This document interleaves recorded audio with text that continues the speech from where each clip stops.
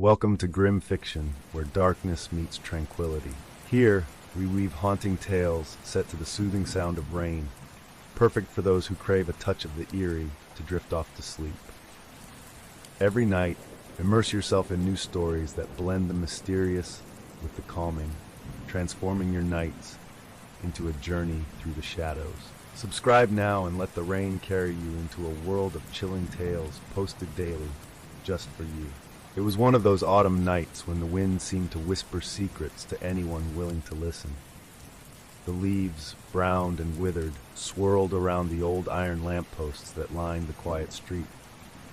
In the distance, the town clock struck midnight with a hollow chime, marking the start of the night when everything would change.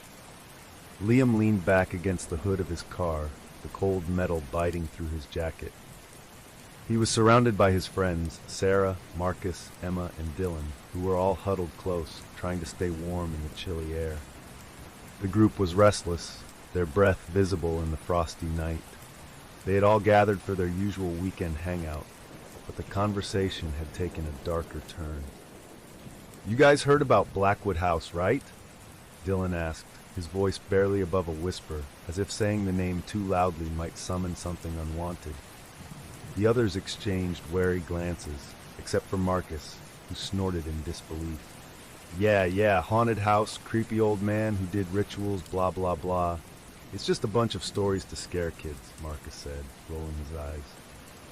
Sarah shook her head. "It's more than just stories, Marcus. People have disappeared there. My cousin swears he saw lights in the windows, even though the place has been abandoned for years." "Please," Emma scoffed, though there was an edge of nervousness in her voice.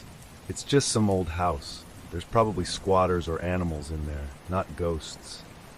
But the air around them seemed to grow colder, as if the mention of the house's name carried some kind of curse. Liam, who had been mostly silent, cleared his throat. "All right, let's settle this once and for all. I say we go there tonight." Dylan's eyes widened. "Wait, you're actually serious? I was just kidding." "Scared?" Liam teased, a grin spreading across his face. "I mean, it's just an old house, right? What's there to be afraid of?" Emma bit her lip, her eyes darting nervously between her friends. "I don't know, Liam. The stories, they aren't just legends. People say once you step inside, the house knows you're there. It feeds on fear." Sarah nodded in agreement, but Marcus scoffed again. "You all sound like you're 12. Fine, let's make it interesting. If we can stay in Blackwood House until dawn, I'll buy everyone breakfast for a month." Liam smirked. "And if we chicken out, then you're buying," Marcus shot back, crossing his arms confidently. "What's it gonna be?" There was a pause as everyone considered the offer, the thrill of the dare mixed with the tension in the air. Finally, Emma sighed. "Fine, but if something happens, I'm blaming all of you." With the challenge accepted, they piled into Liam's car, the engine roaring to life. As they drove through the darkened streets, the town's familiar lights faded behind them. The road became narrower and bumpier as they approached the outskirts, the trees closing in like twisted fingers reaching toward the sky. After a tense half-hour drive, the headlights finally illuminated the looming silhouette of Blackwood House. The mansion stood like a forgotten relic at the edge of the forest, its roof sagging under decades of decay. Its windows were shattered, the glass glinting like jagged teeth in the moonlight. Vines crawled up the walls, almost as if the forest itself was trying to swallow the house whole. "Jesus, it's worse than I imagined," Dylan muttered, leaning forward in his seat for a better look. "Let's get this over with," Liam said, parking the car on the overgrown gravel driveway. He killed the engine, and for a moment there was only silence, heavy, oppressive, and suffocating.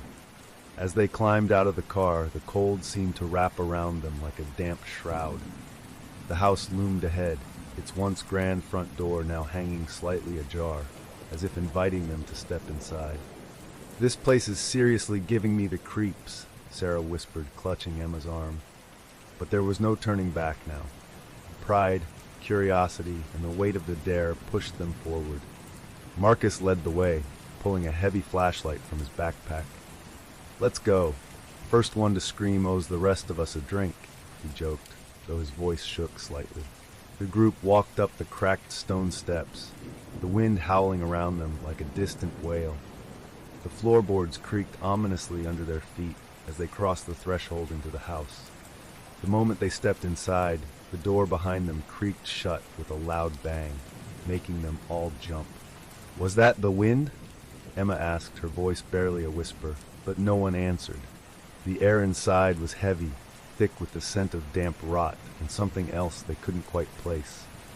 It was as if the house had been holding its breath, waiting for them to arrive. As they ventured deeper into the darkness, their flashlights flickered.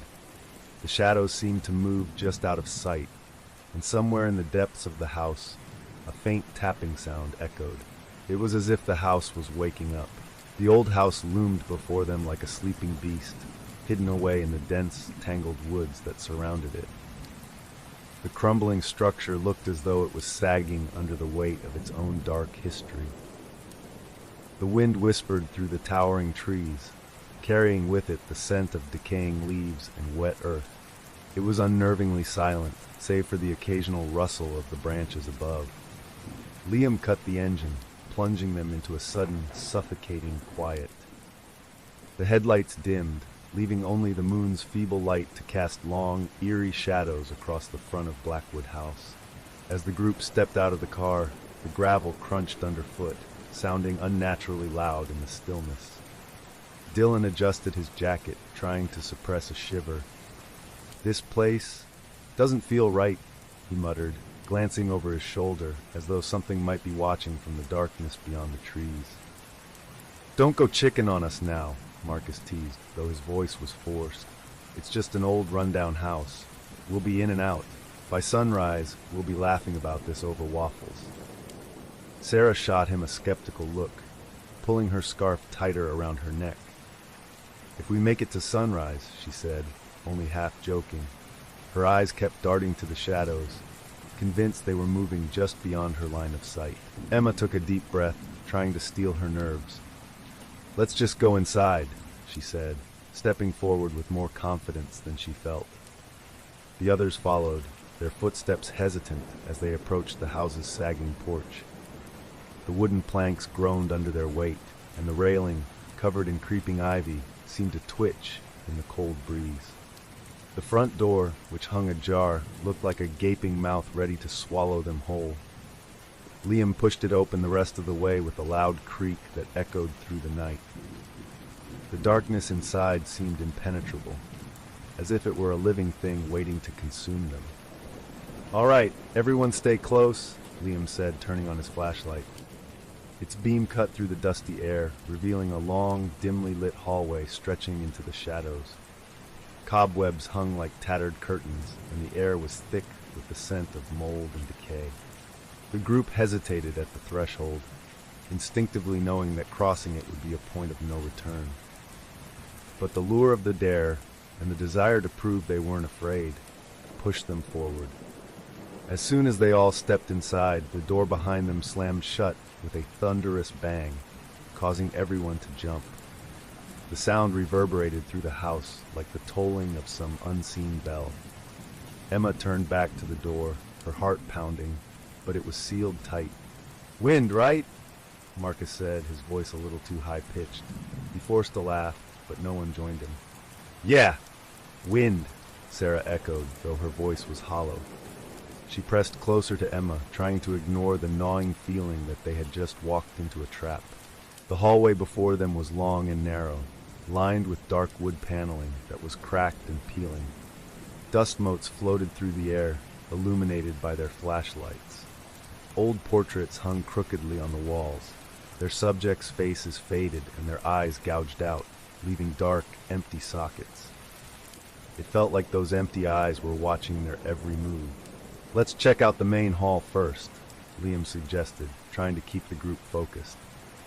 His voice was steady, but there was an edge to it. He didn't want to admit it, but even he was feeling the oppressive weight of the house's atmosphere. As they moved deeper into the mansion, the floorboards groaned beneath their weight, sending echoes into the dark recesses of the house. The temperature seemed to drop with every step they took. It was unnaturally cold, and each breath came out in frosty puffs. They emerged from the hallway into what must have once been a grand foyer. A massive chandelier hung precariously from the ceiling, its crystals coated in a thick layer of dust. The once opulent staircase that dominated the room had partially collapsed, leaving jagged wooden beams pointing upwards like broken ribs. Moonlight filtered through the shattered windows, casting pale beams of light that seemed to flicker, as though struggling against the darkness. "This place is a death trap," Dylan muttered, looking at the crumbling staircase. "I can't believe we're actually doing this." "You're welcome to head back to the car if you're scared," Marcus shot back with a smirk, but even he didn't sound convinced. His flashlight beam trembled slightly as he scanned the room. Emma's attention was drawn to a grand, ornate door on the far side of the foyer. Its surface was carved with strange symbols that seemed to twist and shift under the flickering light. "Hey, do you guys see that?" she asked, her voice barely a whisper. Before anyone could respond, a soft thump echoed through the foyer, followed by a scraping noise, like something heavy being dragged across the floor above them. The sound was distant, but unmistakable. "What was that?" Sarah asked, her eyes wide with fear. "Probably just the house settling," Marcus said, though his face had gone pale. "No way," Dylan muttered, shaking his head. "That sounded like footsteps." They stood frozen for a moment, listening. The house was silent again, as if it were holding its breath. Then, out of nowhere, a loud crash came from somewhere deep within the mansion, followed by the sound of something or someone whispering. The whispers were unintelligible, but they were coming from all around them, echoing off the walls. Emma's hands shook as she gripped her flashlight tighter, the beam dancing across the crumbling wallpaper. Liam turned to the others, his face grim. "We need to stick together," he said, his voice barely louder than a whisper. "No splitting up. We'll find a room we can barricade ourselves in and wait this out until morning." But the house seemed to have other plans. As they turned to head back the way they came, they found the hallway they had entered through was gone, replaced by a solid wall of decaying wood. The layout of the house had shifted, as if it were alive and determined to trap them. "What the hell?" Marcus shouted, pounding on the wall. "The door was right here." "Calm down," Liam hissed, though his voice was filled with panic. "We just took a wrong turn. We'll find another way out." But deep down, they all knew the truth. The house was not just a place. It was a living, breathing entity, and now they were part of it. A soft, ghostly whisper drifted through the air again, closer this time. It seemed to come from every direction at once, calling their names. Welcome home. The mansion's shifting layout had thrown them into a state of panic. Where the hallway they had entered through once stood, there was now only a blank wall, covered in peeling wallpaper that seemed to pulse like rotting flesh. Liam's pulse was racing, his breath coming out in rapid bursts. The oppressive air of the house was growing thicker, like a heavy weight pressing down on his chest.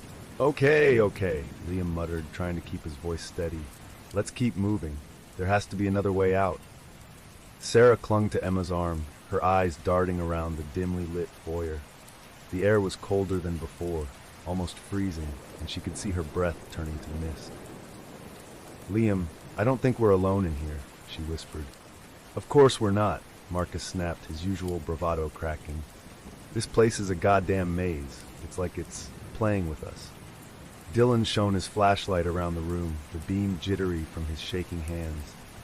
The shadows seemed to dance and writhe, as if the darkness itself was alive. "I swear, I heard someone whisper my name," he muttered, his voice barely audible. It was like right next to my ear.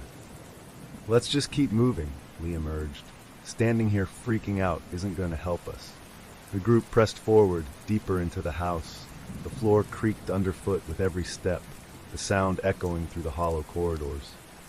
They turned corner after corner, but the hallways seemed endless, leading them deeper into the mansion's dark, decaying heart. After what felt like hours, they reached another large door. Unlike the others they had passed, this one was different, taller, older, and more ornate. The wood was dark, almost black, with intricate carvings that twisted and curled like tendrils.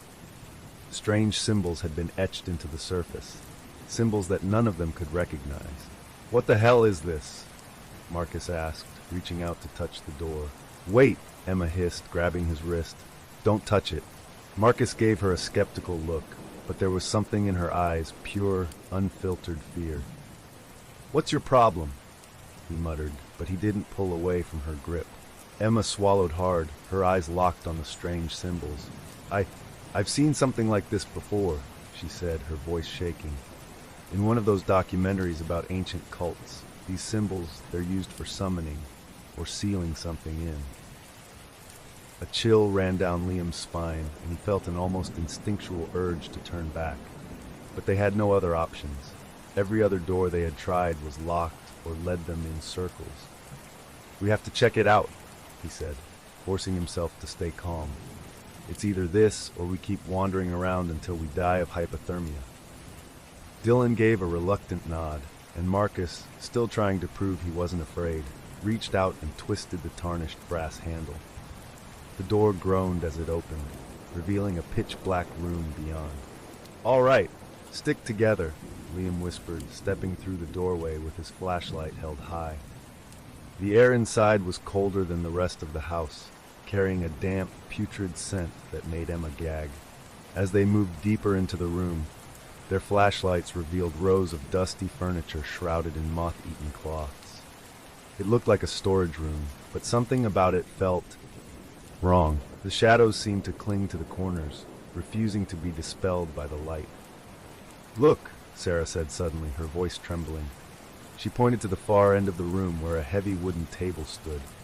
On it lay a series of strange objects, melted candles, dried herbs, and a thick, leather-bound book covered in dust. Marcus approached the table, curiosity overtaking his fear. He brushed off the dust and opened the book, revealing pages filled with handwritten text. "This looks like some kind of journal," he said, flipping through it. The handwriting was jagged and frantic. The ink smeared in places, as though the writer's hands had been shaking. "Whose journal is it?" Emma asked, stepping closer to read over his shoulder. It belonged to Edgar Blackwood," Marcus said, his voice trailing off as he scanned the pages. "The guy who used to live here. He talks about things he summoned, spirits, demons." "Let me see that," Dylan said, snatching the journal. As he flipped through the pages, his flashlight flickered, casting eerie shadows that seemed to stretch toward them. This guy was seriously messed up," he muttered. "He talks about sacrifices, rituals, and something called the hunger." Suddenly, a soft, rhythmic thump echoed through the room.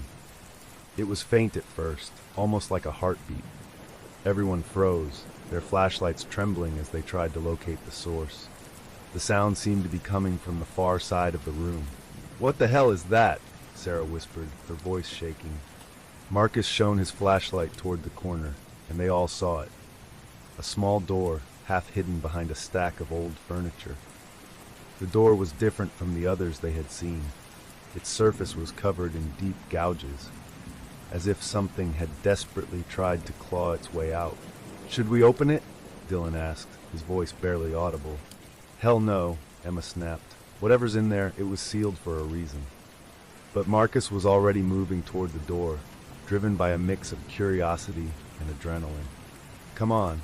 It's probably just a raccoon or something," he said, trying to sound brave. He grasped the rusted handle and pulled. The door wouldn't budge. "See, it's locked. Let's leave it alone," Sarah said, relief flooding her voice. But as soon as she spoke, the rhythmic thumping grew louder, more insistent. It was as if whatever was behind that door had heard them and was desperate to get out. "Marcus, stop," Liam warned, stepping forward. But Marcus was determined. He threw his shoulder against the door, and with a loud crack, it finally gave way. The door burst open, revealing a narrow, pitch-black passageway that led downward. A blast of freezing air rushed out, carrying with it a foul, coppery stench that made them all gag. For a moment, nothing happened. Then, from the depths of the darkness, a sound emerged, a low, guttural growl that sent shivers down their spines. It wasn't the sound of an animal. It was something far worse, something that should not exist in this world. Close it. Close it now, Emma screamed, her eyes wide with terror. But it was too late. The darkness in the passage seemed to ripple, and something began to crawl up from the depths, its shape indistinct but undeniably wrong. The air around them grew heavy, almost suffocating, as if the house itself were holding its breath. Liam and Marcus slammed the door shut, but the thumping on the other side continued, even more frenzied than before. The house seemed to tremble, and the whispers returned, louder, clearer, chanting in a language none of them could understand. "Run!" Liam yelled, grabbing Sarah's arm. They fled the room, their footsteps echoing through the darkened halls as the sound of that horrific growl followed them. Whatever they had just unleashed, it was no longer confined to the locked room. And it was coming for them.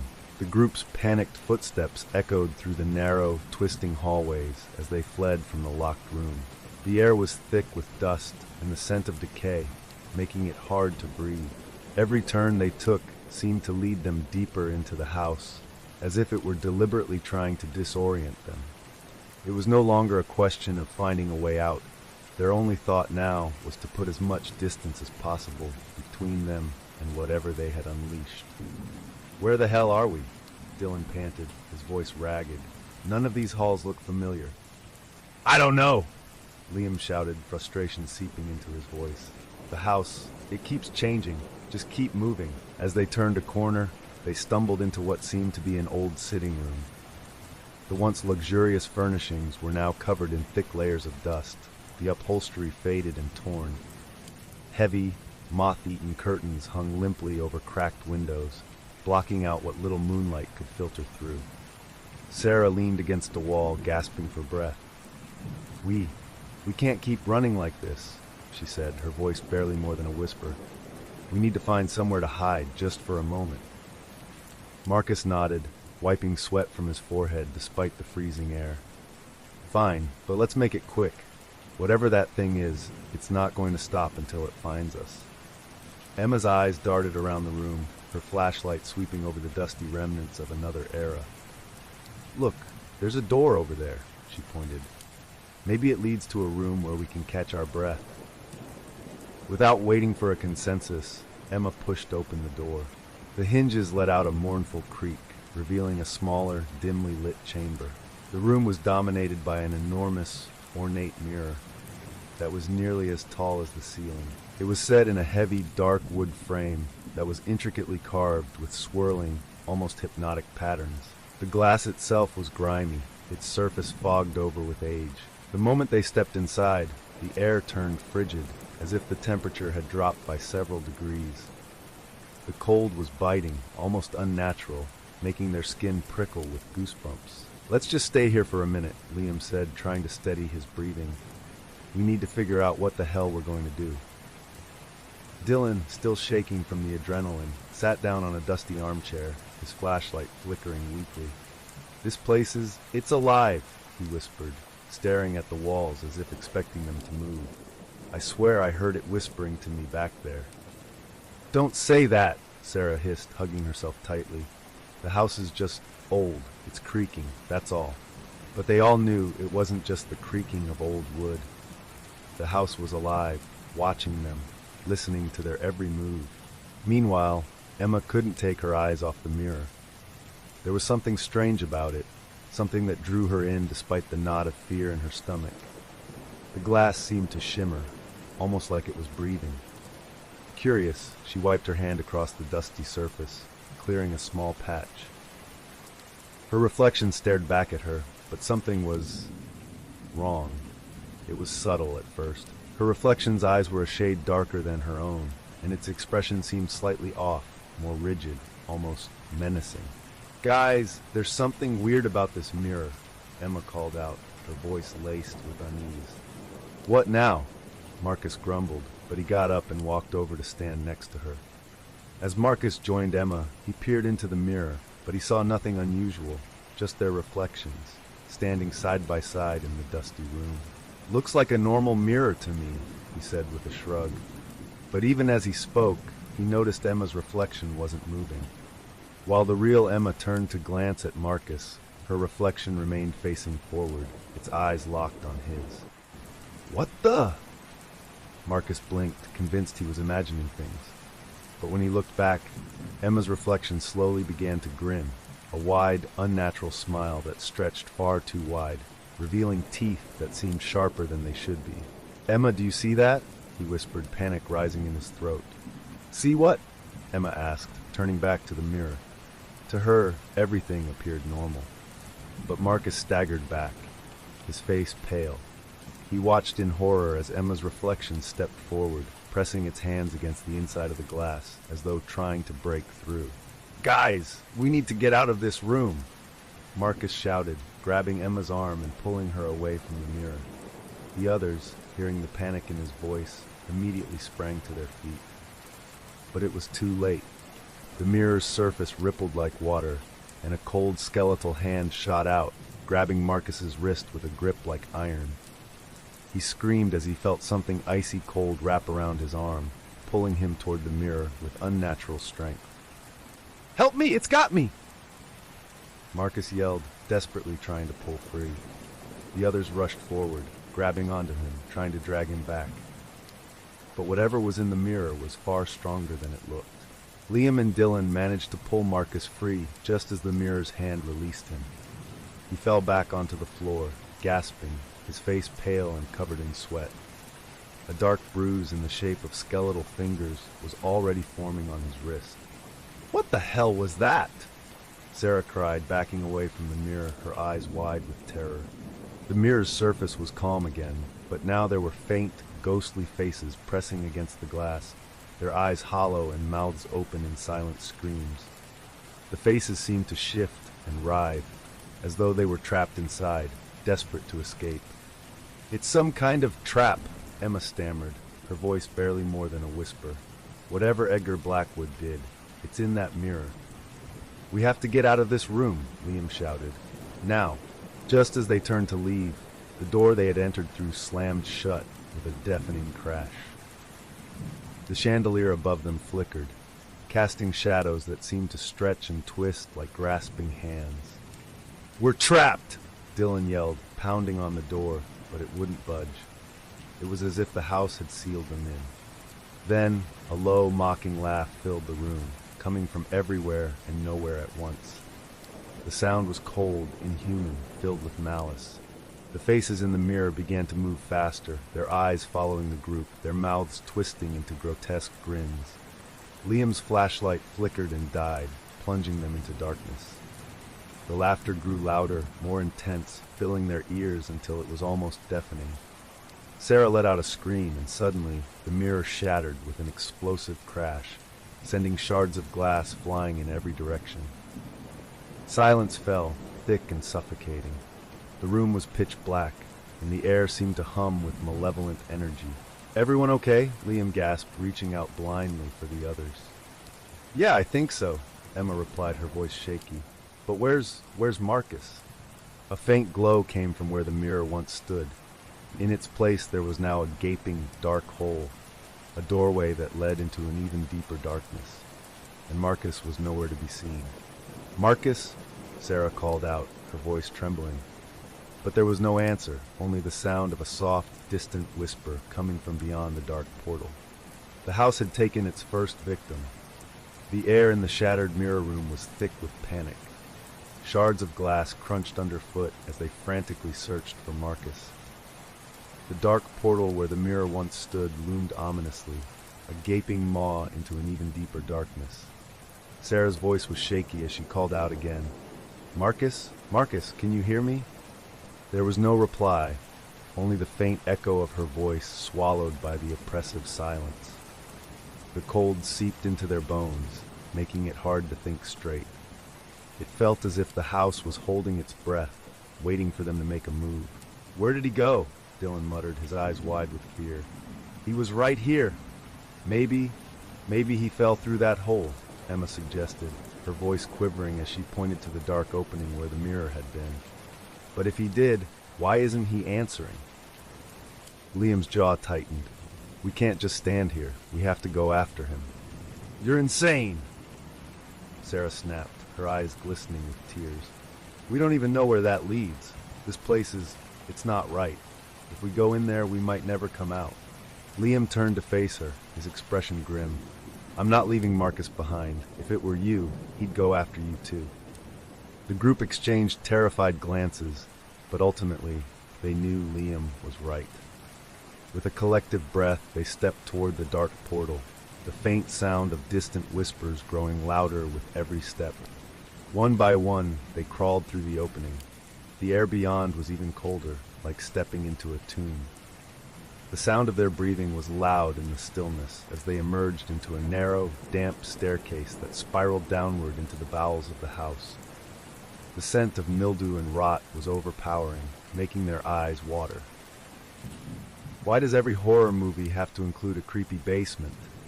Dylan muttered under his breath, trying to keep his voice steady. "Shut up," Emma whispered, her flashlight shaking in her hands. "We need to stay focused."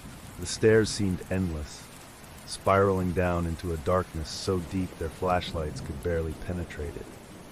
The cold stone walls were slick with moisture, and the sound of dripping water echoed around them, magnifying their anxiety.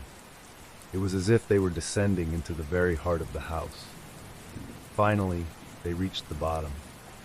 The staircase opened up into a vast underground chamber, the ceiling disappearing into darkness above.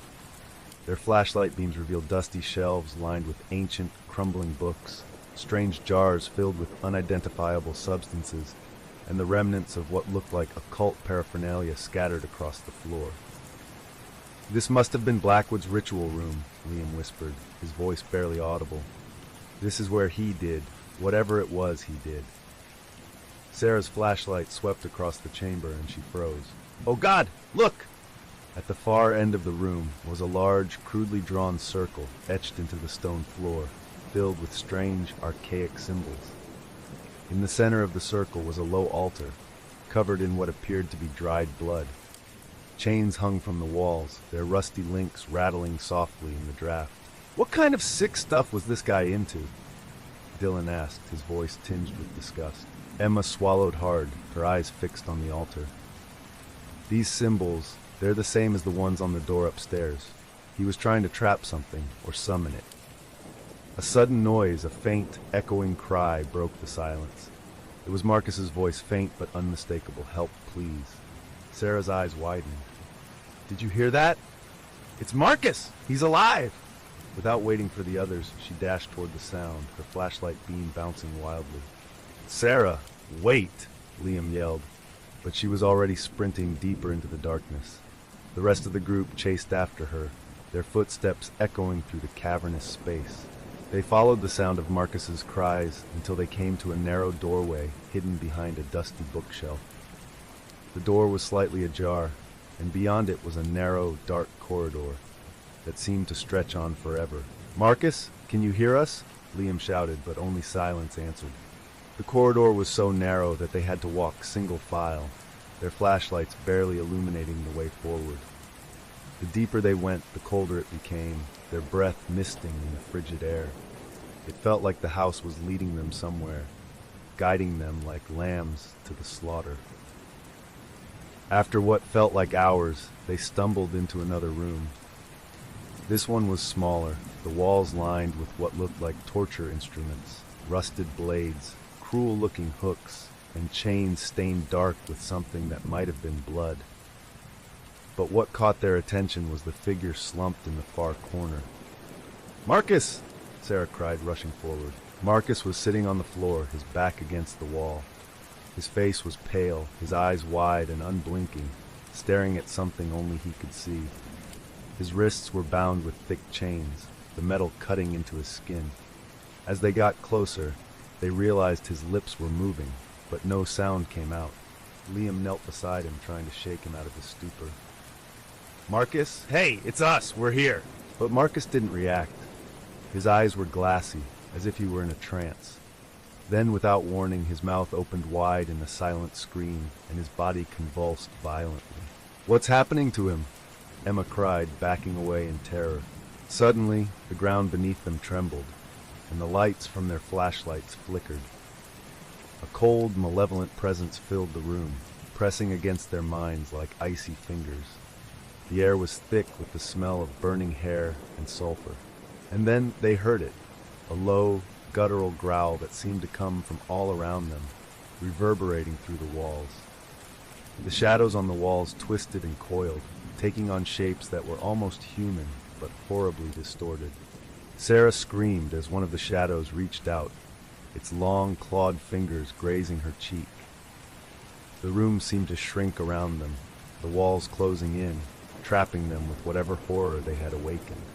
Dylan tried to pull Marcus to his feet, but Marcus was like dead weight. "We have to get out of here!" he shouted, panic rising in his voice. But the doorway they had entered through was now gone, replaced by solid stone. They were trapped, surrounded on all sides by those writhing shadows, the growling growing louder, more insistent. Suddenly, Marcus's eyes snapped into focus. His voice, deep and distorted, was not his own. "You shouldn't have come here," he said, his lips twisting into a cruel grin. "The house has already claimed you." Liam's blood ran cold. "Marcus, what's wrong with you?" But the thing that was wearing Marcus's face only laughed, a sound that was both human and inhuman at the same time. Then, with a strength that shouldn't have been possible, he shoved Dylan to the ground, his hands now more like claws than human fingers. "Run!" Emma screamed, grabbing Sarah's hand. The others didn't need to be told twice. They bolted deeper into the darkness, leaving Marcus behind. As they fled, the house seemed to shift and contort around them, hallways stretching and twisting like the insides of some enormous, hungry beast. The growling followed them, a chorus of voices blending into a monstrous howl. Behind them, Marcus's laughter echoed, growing louder and more manic, as if the house itself was laughing along with him. Whatever they had unleashed was now free, and it was hungry. The walls seemed to close in on them as they ran. The once spacious corridors twisted like the coils of a serpent, turning the house into a labyrinth of darkness and decay. The shrill sound of Marcus's distorted laughter echoed behind them, growing fainter as they put distance between themselves and whatever horror he had become. But the terror didn't lessen. If anything, it intensified, as if the house itself was whispering threats into their ears. "Keep moving," Liam urged, his voice cracking with fear. "We can't stop now. I can't breathe," Sarah panted, her hand clutching her side. "My chest, it's too tight." Emma grabbed Sarah's arm, practically dragging her forward. "We have to find somewhere to hide. We need time to think." Dylan's flashlight flickered, its weak beam sputtering before plunging them into near darkness. The only light now came from Liam's flashlight, casting long, jittery shadows that seemed to dance on the walls like specters. Finally, they stumbled into a room at the end of a winding hallway. Liam slammed the heavy oak door shut behind them, twisting the rusted lock with trembling hands. The door shuddered under his grip, but mercifully it held. They were in what looked like an old study. The room was cramped, lined with towering bookshelves filled with rotting tomes and papers. A massive desk covered in dust and cobwebs dominated the center of the room. The air smelled stale, tinged with the metallic scent of old ink and mold. "What the hell is happening?" Dylan hissed, pacing back and forth. "First Marcus, now the house. This place is alive, man. It's trying to kill us." "Keep your voice down," Emma whispered, glancing nervously at the door. "I don't know if Marcus can hear us." Liam's eyes were drawn to the desk. Something glinted under the pale beam of his flashlight, an old, leather-bound book, thicker than any of the others they had seen. Its cover was cracked and brittle, and it looked like it hadn't been touched in years. He brushed off the dust, revealing faded gold letters embossed on the cover, Journal of Edgar Blackwood. "This has to have something about what's happening here," Liam muttered, flipping it open. The pages were yellowed and fragile, filled with jagged handwriting that was barely legible. It was like reading the frantic scribbles of a madman. "Why are you wasting time on that?" Sarah demanded, her voice edged with panic. "We need to find a way out, not read some dead guy's diary." "Just give me a second," Liam insisted, scanning the pages frantically. If Blackwood was behind all this, maybe there's something in here that can help us. Emma and Dylan crowded around him, peering over his shoulder. The entries started off relatively normal details of Blackwood's daily life in the mansion, descriptions of parties and visitors. But as they read on, the tone changed, becoming darker, more desperate. September 3rd, 1923. The voices are getting louder. They whisper secrets, promises of power, but only if I am willing to open the door. I must perform the ritual correctly this time. I am so close. September 14th, 1923. The house demands sacrifices. It must be fed to stay silent. The shadows crawl from the walls at night. I hear them whispering in the dark, calling my name. They are hungry, always hungry. October 1st, 1923. I have made a terrible mistake. The entity, it is no mere spirit. It is something older, something that was never meant to be summoned. I thought I could control it, but now it controls me. The house is its prison, and I am its keeper. It will not let me leave. The final entry was dated mere days before Blackwood disappeared without a trace. October 31st, 1923. It is coming for me. The walls are closing in. The shadows whisper my doom. It demands another soul, another to take my place. The house will not let me go. I fear it has already chosen who will stay. I must seal the doors. I must... The entry ended abruptly. The ink smeared as if written in a frantic hurry. The rest of the page was stained dark with something that looked disturbingly like blood. "What does this mean?" Dylan asked, his voice shaky. Are we part of this ritual?" Emma's face was pale as she pointed to a passage near the end of the journal. "Look here," she said, her finger trembling over a line of text. It says, "The entity is bound to the house. It feeds on fear, on pain. Only by offering a soul can it be appeased. The ritual circle must remain intact to contain it." Liam's eyes widened. "That circle we saw in the basement, it's not just a trap, it's a seal. If it's broken, the entity is free to hunt anyone inside the house." "But it already has, Marcus," Sarah cried, her voice breaking. "How do we stop it?" Liam flipped through the journal desperately. "There's something here, something about reversing the ritual, but it's incomplete." He slammed the book shut in frustration. "The last page is missing." "What the hell are we supposed to do with that?" Dylan snapped. "We can't seal something if we don't know the whole ritual." A loud crash echoed from somewhere in the house, followed by the sound of that guttural growl they had heard earlier. The door behind them trembled, as if something heavy was throwing itself against it, trying to break in. "We have to move," Emma urged. "It's found us." But just as they were about to rush out of the room, Liam noticed something sticking out from under the desk, a small, folded piece of parchment, yellowed with age.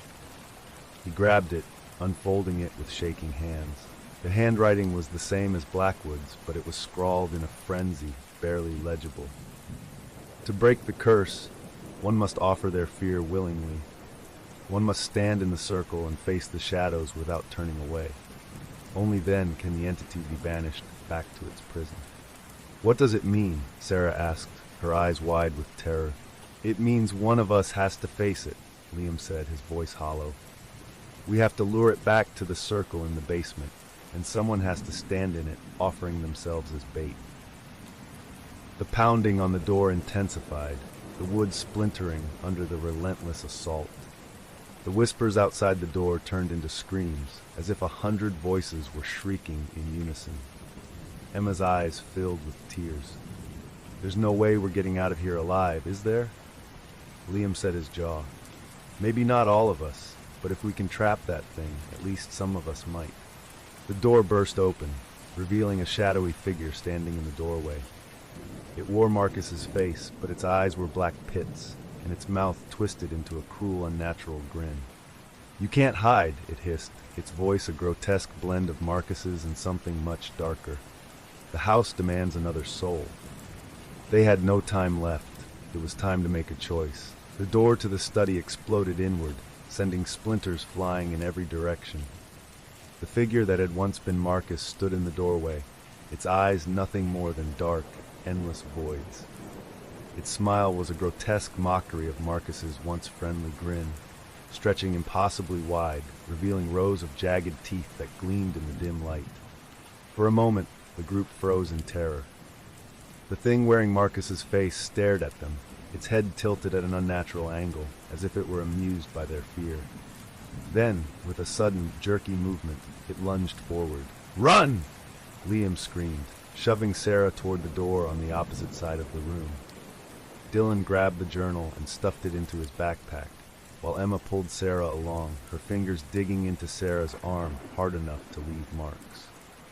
The group darted through the narrow doorway, fleeing into the darkness of another twisting hallway. Behind them, the creature that had been Marcus let out a guttural roar, a sound that sent shivers down their spines. It was no longer just pursuing them, it was hunting them, driven by hunger and malice. They sprinted through the labyrinth of corridors, the air growing colder with every step. Their flashlights flickered, casting erratic beams that made the shadows around them seem to writhe and twist like living things. As they turned a corner, Sarah stumbled, her ankle twisting painfully. She let out a cry, but Liam hauled her up, not slowing his pace. "Keep moving," he urged, his voice hoarse with desperation. But the house was relentless. The walls around them seemed to shift and warp, closing in like the jaws of a great beast. Doors appeared and vanished, corridors twisted and turned back on themselves, leading them deeper into the mansion's grasp. The air was filled with the sound of distant whispers, voices that seemed to come from the very walls, calling each of them by name. Emma, Liam, Sarah. The voices were soft, seductive, like a lover's whisper. "Why are you running? You belong here. Stay, forever." "Shut up!" Dylan screamed, clutching his head. The whispers were getting louder, drilling into their minds, trying to worm their way into their thoughts. He could hear his mother's voice, his father's, all whispering the same thing. "Stay. Give in. It will be over soon." Emma's flashlight flickered out completely, plunging her into darkness. She let out a choked sob, stumbling forward blindly. Liam grabbed her hand, pulling her along, but the whispers seemed to be getting louder, more insistent. They were no longer just voices, they were memories, fears, secrets being dragged to the surface. Sarah suddenly stopped, her eyes wide and unfocused. I hear my sister," her voice distant, as if she were in a trance. "She's crying. She needs me."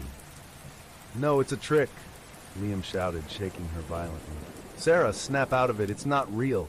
But the voices were getting to all of them. Dylan had stopped running, his eyes glazed over as he listened to something only he could hear. Emma was clutching her head, tears streaming down her face as she mumbled incoherently, lost in some nightmare only she could see. Liam felt his own resolve cracking as he heard his father's voice, a low, familiar tone filled with disappointment. "You never had the courage, Liam. You're just a coward, running away like always." The pressure in his head was unbearable, like a vice tightening around his skull. But he gritted his teeth and forced himself to move. "We have to get to the basement," he muttered through clenched teeth. "The circle. It's our only chance." With a monumental effort, he yanked Dylan out of his stupor. "Dylan, snap out of it. You have the journal, remember? We have to complete the ritual." Dylan blinked, the fog in his eyes clearing for a moment. "Right, the ritual." He took a shaky breath and nodded. "Let's go." Liam, Emma, Sarah, and Dylan pushed forward, leaning on each other for support. The house fought them every step of the way. Doors that once led to the basement now opened into pitch-black voids, the floors beneath them creaking ominously, as if ready to collapse. But they kept moving, driven by the sliver of hope that if they could complete the ritual, they might still have a chance. Finally, they burst through a door and found themselves at the top of the staircase, leading down to the basement. The air here was even colder, almost freezing. The shadows seemed to dance and flicker, reaching out like dark tendrils trying to drag them back into the depths of the house. "We're almost there," Liam gasped, half carrying Sarah down the stairs. "Just a little farther." As they reached the bottom, the basement seemed even more ominous than before. The ritual circle was still there, drawn in dark, dried blood. The symbols etched into the floor seemed to glow faintly, pulsing in time with the steady thumping that filled the air like the heartbeat of some monstrous creature. The journal said someone has to stand in the circle, Emma whispered, her voice barely audible over the pounding in their heads. Someone has to face it willingly. The words hung heavy in the air, each of them knowing what it meant. One of them had to offer themselves, to become the bait to draw the entity back into its prison. "I'll do it," Dylan said suddenly, stepping forward. His voice was shaking, but there was a resoluteness in his eyes. "I'm the one who found the journal. This might be my fault. If someone's gonna do it, it should be me." "No," Emma said, stepping in front of him. "You can't, Dylan. We need you to read the ritual. You have to be the one to finish it." Liam's face was pale, his eyes darting between his friends. The voices were louder now, screaming at him, filling his mind with images of death, of failure. But he pushed it all down. "I'll do it," he said finally, his voice steady. "I'm the one who dragged all of you here. If this is how it ends, then I'll face it." Sarah's eyes filled with tears, but she nodded. "You don't have to do this, Liam," she whispered, her voice choked with emotion. "Yes, I do," Liam replied, stepping into the circle. The moment his foot touched the dried blood, the air in the basement seemed to shift, growing even colder. The shadows on the walls began to swirl, drawn toward the circle, as if pulled by an invisible force. "Dylan, start reading!" Liam shouted, his voice shaking as the shadows began to coalesce into a dark, writhing mass in front of him.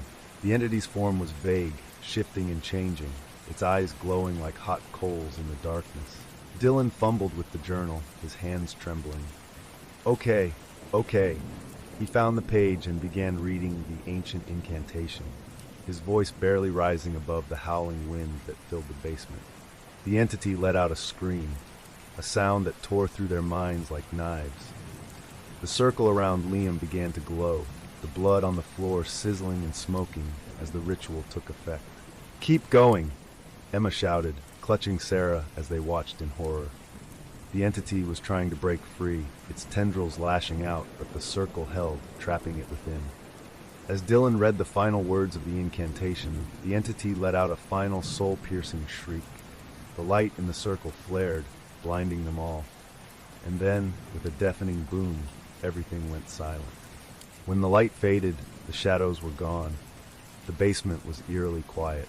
Liam collapsed to the ground, gasping for breath, his body shaking uncontrollably. The ritual was complete, but the cost had been high. The house was silent once more, but they all knew that it was only a matter of time before it awakened again, hungry for new souls. The aftermath of the ritual left the group in stunned silence. The air in the basement was still thick and cold, but the oppressive sense of malevolence had lifted. The shadows no longer seemed to move of their own accord, and the unholy whispers had finally gone silent.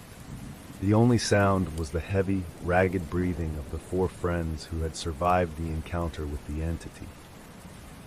Liam lay on the cold, stone floor of the basement, his body trembling from the ordeal.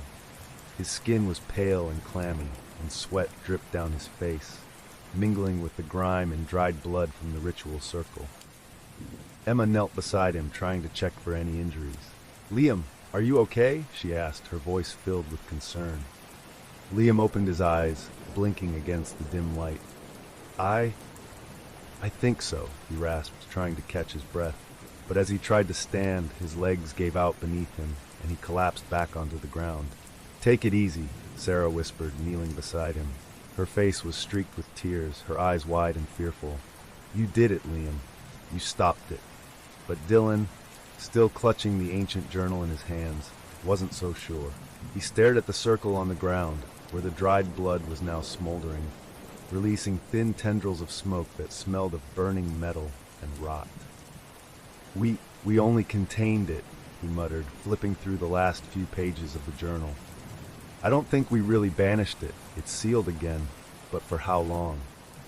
Emma looked up sharply. "What do you mean?" "We did the ritual everything Blackwood wrote about. We closed the circle and trapped it." Dylan shook his head, a haunted look in his eyes. "There were pages missing. We don't know if what we did is permanent." For all we know, it's only sealed for a short time, until it finds another way out. Sarah shuddered, rubbing her arms as if trying to shake off a sudden chill. Let's just get out of this basement. I can't stand being here another second. Emma nodded, helping Liam to his feet. He leaned on her heavily, his strength nearly spent. They moved toward the staircase, desperate to escape the claustrophobic darkness of the basement. As they reached the top of the stairs, Dylan paused, his flashlight illuminating the door that led back into the house. The wood was covered in strange, dark markings that hadn't been there before. "What the hell?" he whispered, tracing the symbols with his fingers. They looked like the ones they'd seen on Marcus's arm before he'd been taken by the entity. "Let's just go," Emma urged, not wanting to spend another moment in the cursed house. She pushed past Dylan, opening the door with a creak. They emerged into the ground floor, the air there slightly warmer, but still heavy with the scent of decay. The house seemed quieter, almost subdued, as if it were lying in wait. The group made their way through the twisting hallways, their footsteps echoing ominously. Every creak and groan of the old mansion set their nerves on edge, but there was no sign of the entity, or whatever was left of Marcus. "I don't hear it anymore," Sarah whispered, her eyes darting around nervously. "Do you think it's really over?" But as they approached the front door, Liam suddenly doubled over, clutching his arm in pain. "Ah! What the?" he gasped, dropping to his knees. Emma and Dylan rushed to his side, trying to see what was wrong. "Liam, what is it?" Emma asked, her voice laced with panic. Liam's eyes were wide with terror as he rolled up his sleeve. On his forearm, dark lines were appearing, spreading like ink beneath his skin. The same concentric circles with jagged lines that they had seen on Marcus's arm were now forming on Liam's flesh. The mark pulsed with a sickly red glow, as if it were alive. "Oh God, no!" Sarah whispered, backing away. "It's the same mark, the one Marcus had." Dylan stared at the mark in horror, the implications dawning on him. The entity, it left its mark on you, Liam. The ritual didn't stop it. It just transferred its curse. It's using you as its new host. Liam looked up, his face pale with dread. "What do you mean, using me?" Emma's eyes were wide with panic. "Dylan, what the hell are you talking about?" "The journal," Dylan said, frantically flipping through the pages again. "Remember? Blackwood wrote that the entity needed a soul to feed on, to stay anchored to this world. When we did the ritual, we trapped it again, but it needs a new host to keep it sealed. That's why it marked you, Liam. It's using you to stay bound here." No, this can't be happening," Liam said, shaking his head. But even as he spoke, the mark on his arm burned hotter, sending waves of pain through his body. He gritted his teeth, trying to stifle a scream. "We have to get out of here," Sarah said, her voice rising to a near hysterical pitch. "Maybe if we leave, it won't be able to follow us. Maybe it's bound to the house." Emma shook her head. "No, that's not how it works. It's inside him now. It's claimed him. Leaving the house won't change that." Liam gasped for breath, trying to stay upright. "Then what can we do?" Dylan closed the journal with a snap. "We have to find the missing pages. Blackwood must have had a way to remove the mark, to truly sever the entity's connection. If we don't, Liam will end up like Marcus." A deep, mocking laughter echoed through the house, the same laughter that had once belonged to Marcus. The walls seemed to shudder in response, the house coming alive again with renewed energy.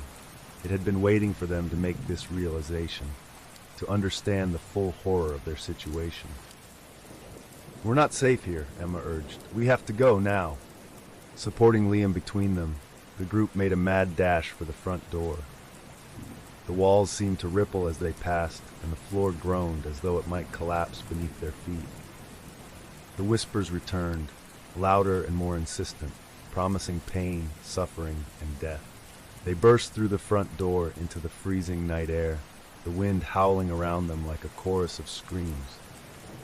But even outside, Liam's mark continued to burn, the sinister glow casting eerie shadows across his face. Sarah turned to look back at the house. The windows, once dark, now glowed with a sickly green light, as if hundreds of eyes were watching them leave. The whispers seemed to follow them, a promise that their ordeal was far from over. "We have to find those pages," Dylan said, his voice filled with grim determination. "If we don't, the mark will consume Liam, and the entity will be free to hunt again." As they stumbled away from the house, the wind carried one last, chilling whisper to their ears. "You cannot escape. I am part of you now." Liam's eyes filled with despair. He was marked, and unless they found the missing pages, the entity would consume him completely. Their nightmare was far from over. This was only the beginning. The cold night air stung their faces as they sprinted away from the mansion. But no matter how far they ran, the whispers followed them, carried on the wind like a dark promise. Liam's breaths came in shallow gasps, the pain from the mark on his arm intensifying with every step. It felt like hot iron branding his skin, and every pulse of agony sent tremors through his entire body. "Keep moving!" Emma shouted, glancing back at the house. The windows of Blackwood House glowed with a sickly green light, like eyes glaring into the night, watching their every move. It was as if the mansion itself was trying to pull them back. Sarah was practically dragging Liam along, his weight slowing her down, but she refused to let go. "Liam, hold on," she cried, her voice breaking with panic. "We're going to figure this out." Dylan, leading the way with the journal clutched in his hands, suddenly skidded to a halt. "We can't outrun this thing," he shouted, turning to face the others. "The entity's connected to Liam now. No matter how far we go, it'll find us." "So what are we supposed to do?" Sarah cried, tears streaming down her cheeks.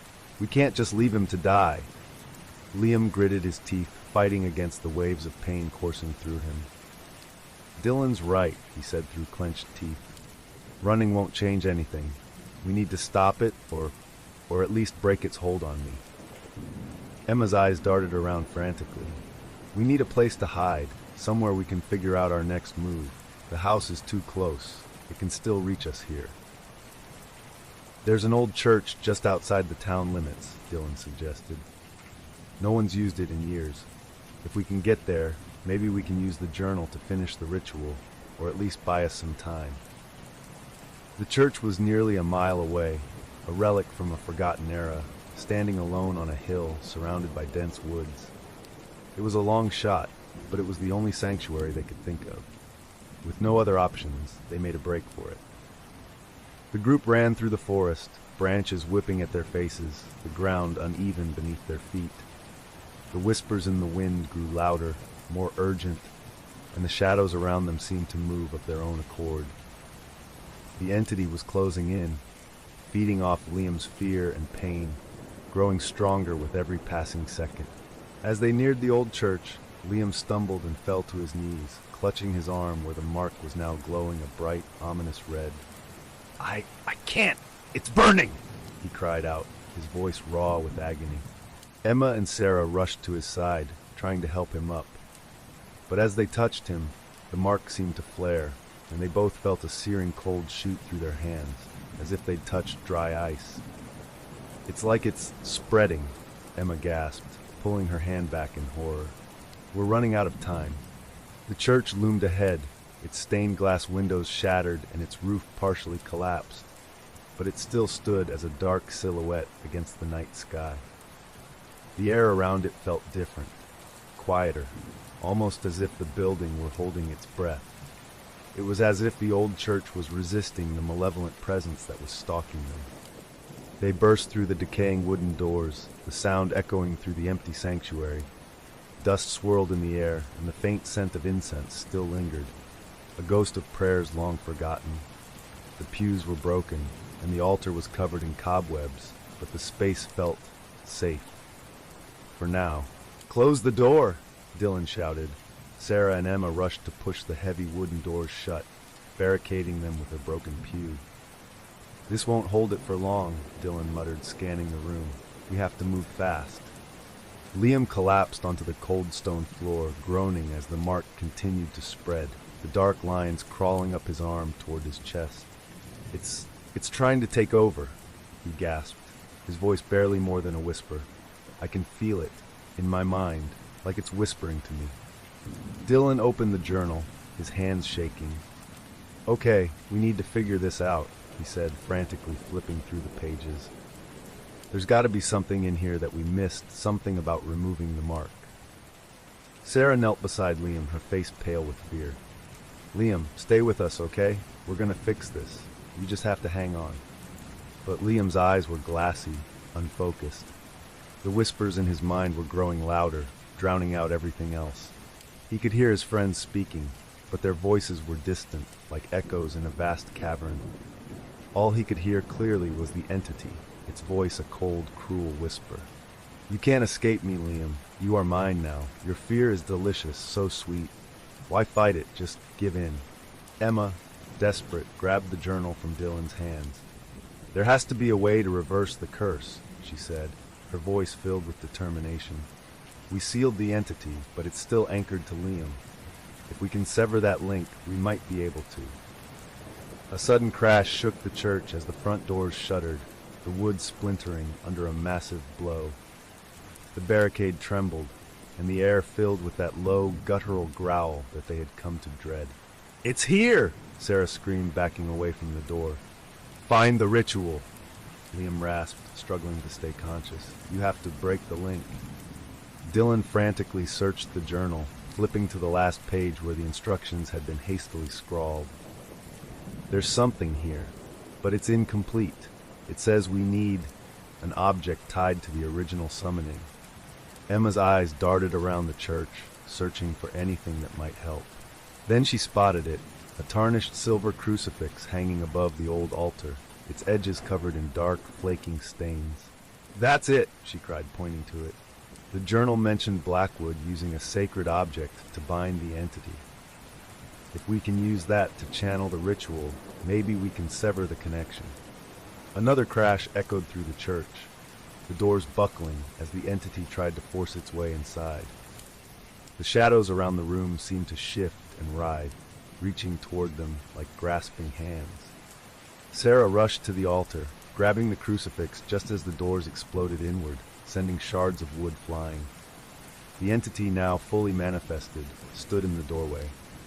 It was a grotesque, shifting mass of shadows and limbs, its eyes glowing with a hungry, malevolent light. "Do it now!" Liam screamed, writhing on the floor as the mark on his arm pulsed like a living thing. "It's taking over." Dylan read aloud from the journal, his voice trembling. "By the power of the sacred bond, I sever thee. By light, by faith, return to the void from whence you came." Sarah thrust the crucifix toward Liam, pressing it against the mark on his arm. The moment the cold metal touched his skin, the mark erupted in a blinding flash of light, and Liam screamed, a sound so raw and primal it seemed to shake the very walls of the church. The entity howled, its form flickering and distorting as if caught in a violent storm. The shadows in the church swirled, the air filled with the sounds of screaming voices, hundreds of souls that had been trapped for decades, finally released. With one final scream, the entity's form shattered like glass, and the mark on Liam's arm faded into nothingness. He collapsed, gasping for air, the pain finally subsiding.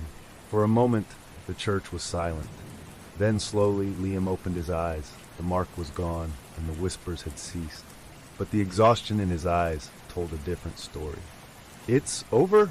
Sarah asked, her voice barely a whisper. Dylan shook his head slowly, staring at the journal's last cryptic passage. "For now. But if we didn't do it right, it's only a matter of time before it returns." Emma looked at Liam, who was still shaking. "We've got to find a way to destroy it for good, before it finds another host." As they stepped outside into the cold, pre-dawn light, a chill wind whispered through the trees.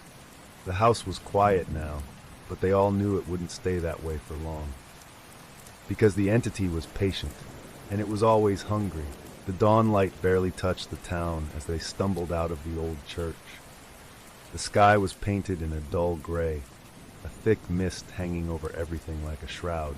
The world outside felt muted, as if the entity's darkness had seeped into reality itself. But for the first time in what felt like hours, the whispers had stopped, and the air was no longer filled with the cold presence of the house. Liam leaned heavily on Emma, his strength nearly gone. The mark was gone, but the ordeal had left him weak, as though the entity had drained something vital from him. Sarah and Dylan walked beside them, their eyes darting nervously around the deserted streets, expecting the shadows to move at any moment.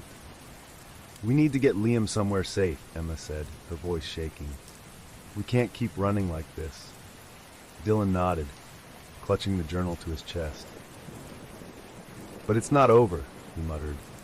"The journal said that even if we severed the connection, the entity could still return if it found another source of fear. It's only a matter of time." Liam's eyes were glassy, unfocused. He could hear Dylan, but his mind was distant, filled with fragmented memories of the entity's whispers. It had burrowed into his mind, leaving behind traces of its presence. "The hunger, it's never satisfied," he whispered, almost to himself. "It'll keep coming until it's fed." Emma looked at him, her face pale. "Fed? What do you mean?" Liam's gaze drifted toward the distant outline of Blackwood House, barely visible through the thick fog. "The journal. The entity is bound to that place, but it needs a soul to feed on. That's why it marked me, why it took Marcus. It needs someone to keep it tethered to this world." Sarah's breath hitched. "So, it's not gone? We're just delaying it? It'll come back?" Dylan flipped through the journal frantically, trying to make sense of the cryptic passages. "There's a section here about a final ritual. It's vague, but it mentions an ultimate sacrifice, a soul willingly given to the entity to break its bond with the house once and for all." "A sacrifice?"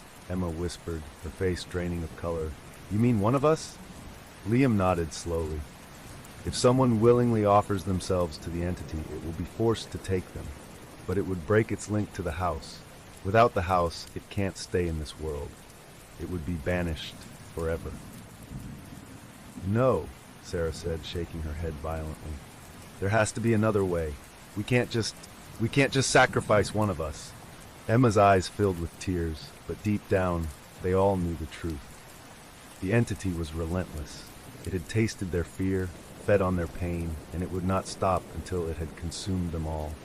They had severed its connection to Liam, but only temporarily. It was only a matter of time before it found another way to return. "We have to end this," Liam said, his voice steadier now.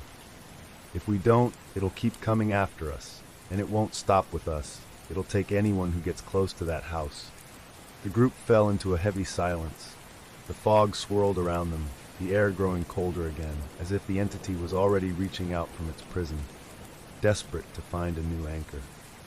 Dylan clenched his fists, his knuckles white. "If it's a sacrifice it wants, I'll do it," he said, his voice rough with determination. "I'm the one who pushed us to go to the house. I'm the one who found the journal. This is my fault." "No," Emma shouted, grabbing his arm. "You don't even know if this will work. You can't just throw your life away on a maybe." "It's the only chance we have," Dylan snapped back, his voice breaking. "If I don't do this, the entity will keep hunting us. It'll take you, Sarah, Liam, everyone.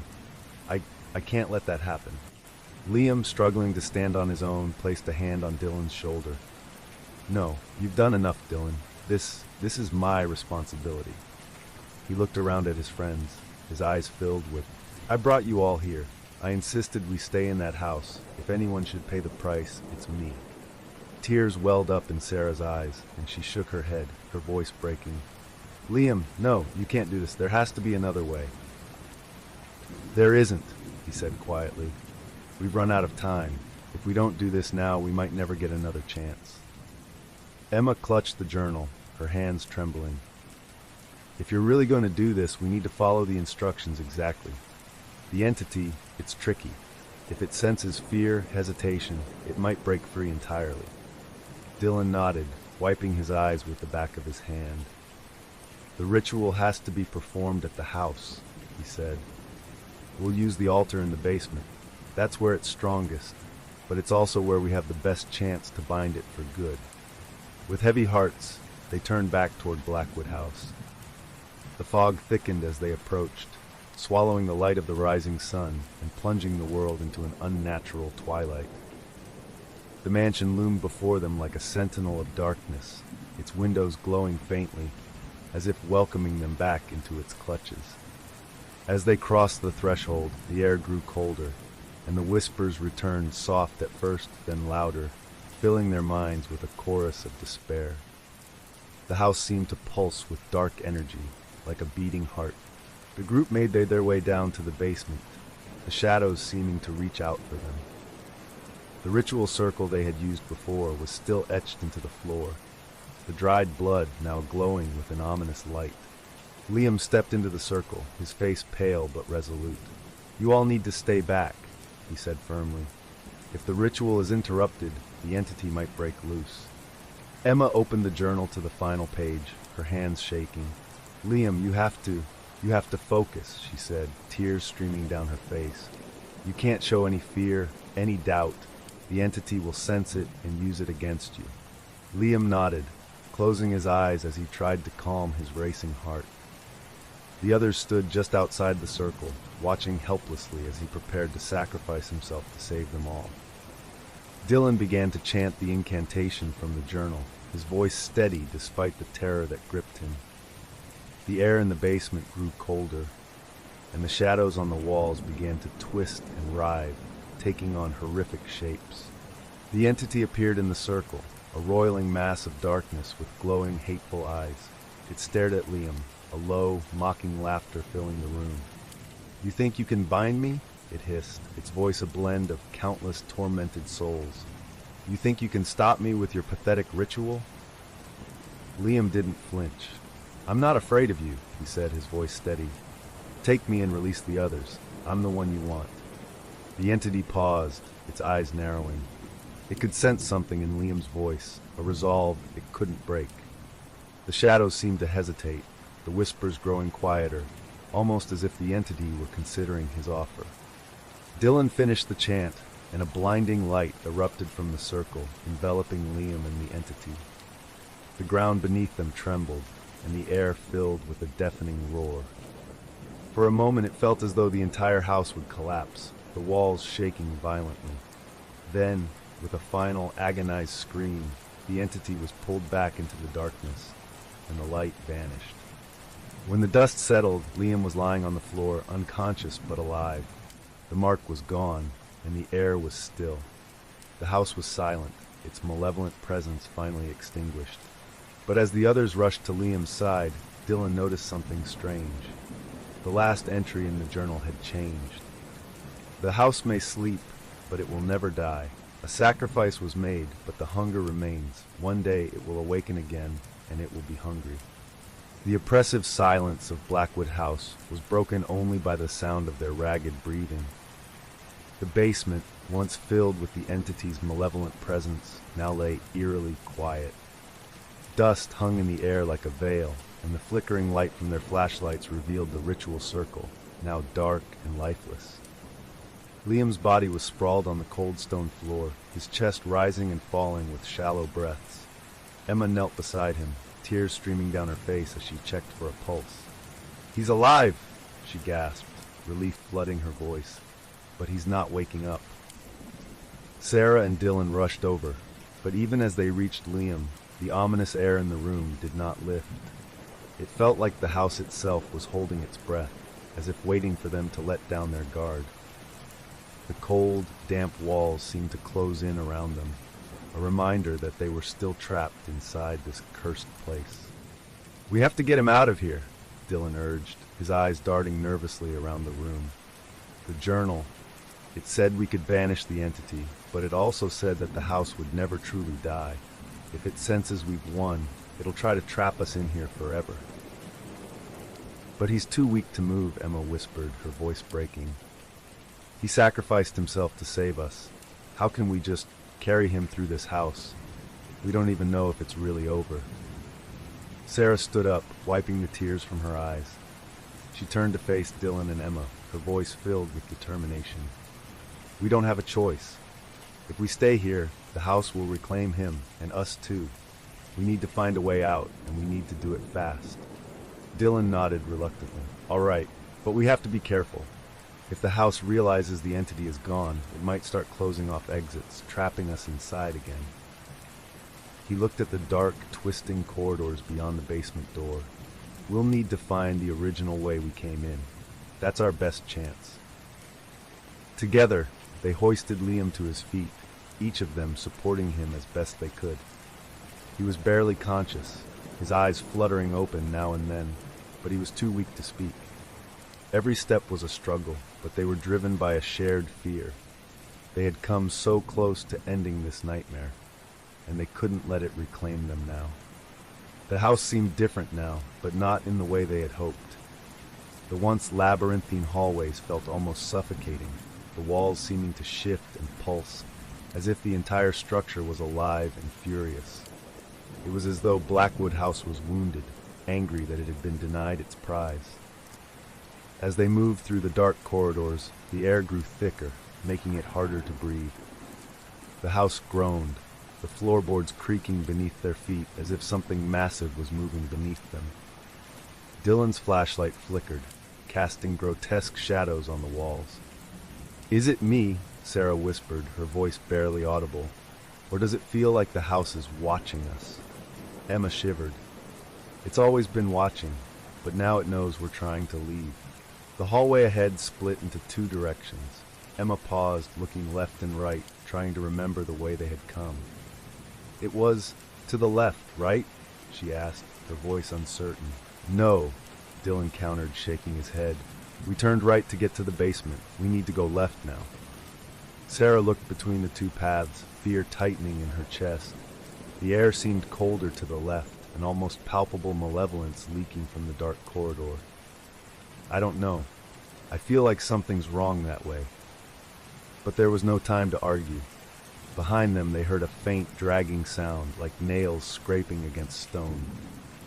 It was slow, methodical, as if something deep within the house had awakened, furious that its prey was trying to escape. "Move," Dylan urged, choosing the left corridor and dragging Liam along. The others followed, their fear propelling them forward. As they hurried down the hallway, the walls seemed to pulse and tremble. The sound of scraping grew louder, accompanied by a low, guttural growl that sent chills down their spines. They glanced back, but all they could see was darkness closing in behind them, swallowing the light. "We're going in circles," Emma panted, panic rising in her voice. This is impossible!" Dylan stopped abruptly, looking around in desperation. "The house is trying to confuse us. It's shifting again. It doesn't want us to leave." Suddenly, Sarah screamed. The floor beneath her feet gave way, and she fell through a gaping hole that had appeared out of nowhere. Dylan lunged forward, grabbing her arm just in time, but she dangled over a dark void that seemed to stretch endlessly beneath them. "Help me!"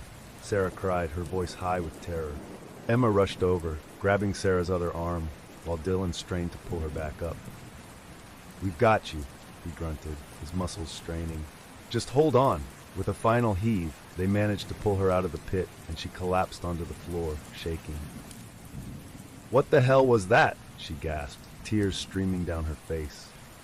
"The house," Dylan said, his voice grim. "It's trying to separate us. It's toying with us." Liam, barely conscious, managed to whisper, "We need to find the heart, the house's heart." Emma's eyes widened. "What are you talking about?" "The journal, it mentioned the heart of the house," Liam murmured weakly. "Blackwood wrote that the house had a core, a place where its power is strongest. If we can find it, maybe we can destroy it, for good." Dylan's eyes lit up with realization. That must be why it's trying so hard to stop us. If we reach the heart and destroy it, the house won't be able to trap us anymore. "But where is it?" Sarah asked, wiping the tears from her cheeks. "How do we find it?" Liam's eyes fluttered shut, but he whispered, "It's beneath the basement, deeper." "The sub-basement," Dylan said, understanding dawning on him. "There must be a lower level, a place Blackwood hid from everyone, even from the entity." Determined, they turned back, heading once again for the basement stairs. The house groaned in fury, the walls shaking as if the entire structure was coming apart. Doors slammed shut behind them, and the air was filled with the sounds of wailing voices, hundreds of them, all crying out in agony. Finally, they reached the basement, only to find the floor had cracked open, revealing a dark, spiraling staircase that led deeper underground. The air that emanated from below was freezing, and it reeked of decay and rot. "This has to be it," Dylan said, peering into the darkness, the heart of the house. As they descended the staircase, the whispers returned, louder than ever. The shadows around them seemed to reach out with grasping hands, desperate to pull them back. But they pushed on, driven by the knowledge that this was their last chance to end it all. At the bottom of the stairs, they found themselves in a vast, cavernous chamber. In the center was a grotesque, pulsating mass, a tangle of roots, stone, and darkness, beating slowly like a diseased heart. The air was thick with malevolence, and the ground beneath them seemed to throb with every pulse. "That's it," Liam whispered, his voice barely audible. "The heart of the house." Dylan opened the journal one last time, reading aloud the final passage. "To destroy the heart, one must sever the bond willingly. Blood must be spilled, not in fear, but in defiance." "What does that mean?" Sarah asked, her voice filled with dread. Liam, struggling to stand, took a deep breath. "It means one of us has to offer themselves willingly, not to the entity, but to destroy its source of power." The house seemed to tremble in response, the air filling with an angry, inhuman roar. Time was running out. As the heart pulsed faster, they realized they had only one chance to escape. But it would come at a... The cavernous chamber beneath the house felt like stepping into the belly of a beast. The walls pulsed rhythmically, oozing a foul black ichor that dripped to the floor like blood. The grotesque mass at the center of the room, the heart of Blackwood House, throbbed with each beat, casting sickly shadows that writhed on the stone walls. The group stood in a tight circle, staring at the entity's heart in horrified awe. It was a tangled, grotesque structure, a blend of roots, sinew, and stone, pulsating with a sickly, crimson glow. Dark veins crisscrossed its surface, pumping a black, tar-like substance that seemed to breathe life into the house itself. The air was thick with the stench of decay, making it hard to breathe. Emma's hands were shaking as she flipped through the journal's pages one last time. The final entry was nearly illegible, scribbled in a frantic hand, but its message was clear. To destroy the heart, a willing sacrifice must be made. Only the blood of one who offers themselves freely can sever the bond. Liam, barely able to stand, leaned against the cold stone wall. His eyes were glassy, but there was a new clarity in them, a grim acceptance of what needed to be done. "This is it," he said, his voice barely more than a whisper. "We can't leave here until that thing is destroyed. It's the only way to make sure the house can't hurt anyone else." "But a sacrifice?"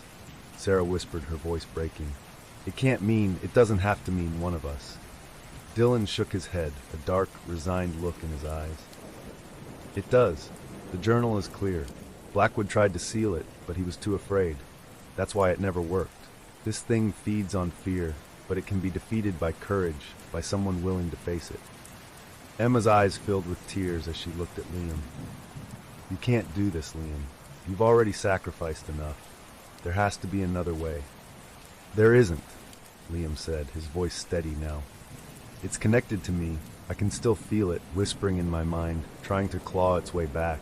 If we don't end this here, it'll just keep coming back, stronger each time." "But what if it's a trick?" Sarah cried, grabbing Liam's arm. "What if it just wants you to sacrifice yourself so it can take over completely?" Liam shook his head slowly, meeting her tearful gaze. "No, I can feel it weakening. We severed its connection, but the house is still keeping it alive. If we destroy the heart, it won't have anywhere to go. It'll be banished forever." Emma swallowed hard, looking at the heart with a mixture of dread and determination. "But it says the sacrifice has to be made willingly," she said, her voice trembling. No fear, no hesitation. The ground beneath them trembled, and the walls of the chamber seemed to close in, like the house itself was listening, desperate to stop them.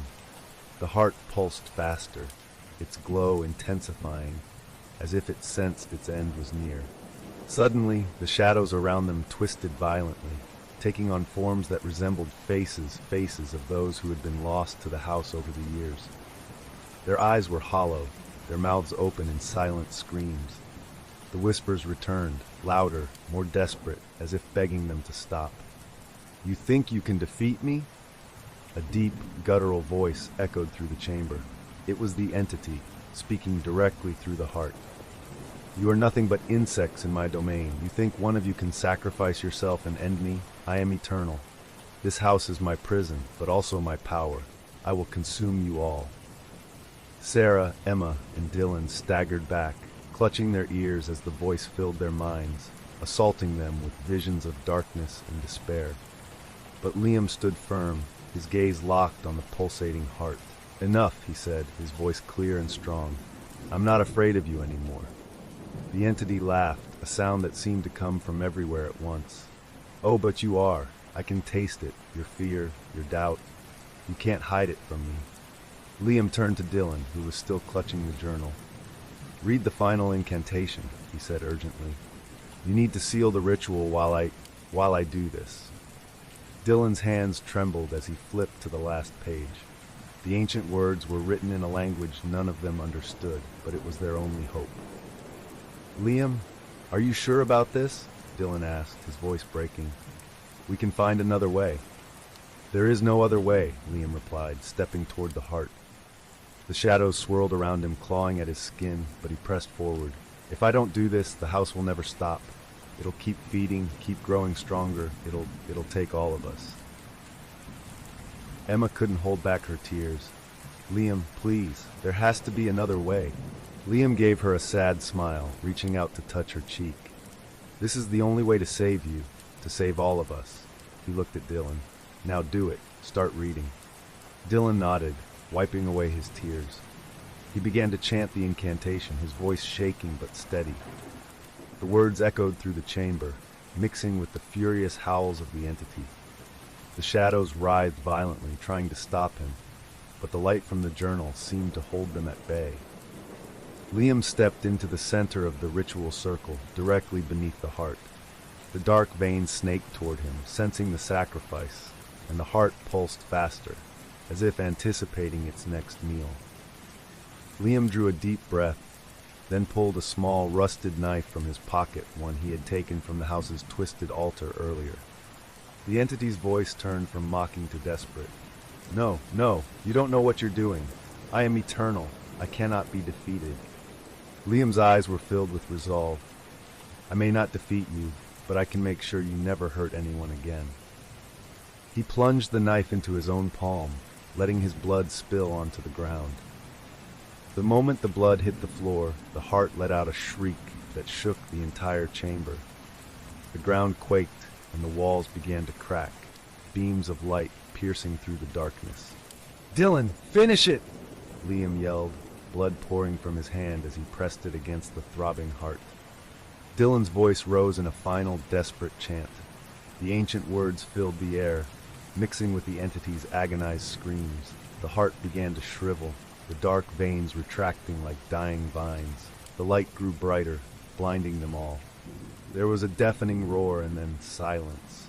The heart was gone. The house's dark energy dissipated, leaving behind a hollow stillness. Liam collapsed to the floor, blood pooling around him. The mark on his arm vanished, leaving only a faint scar. "Liam!" Emma screamed, rushing to his side. Sarah and Dylan followed, their hearts breaking as they reached him. Liam's eyes fluttered open, a weak smile on his lips. "It's over," he whispered. "You're free. All of you." "No, no, we can still save you," Emma sobbed, pressing her hands over his wound, trying to stop the bleeding. "You can't leave us." But Liam's eyes were already closing. Promise me you'll live without fear," he whispered. And then, with a final shuddering breath, he was gone. The house, now lifeless, began to crumble around them. The walls collapsed inward, dust and debris filling the air. Dylan grabbed Emma and Sarah, pulling them away.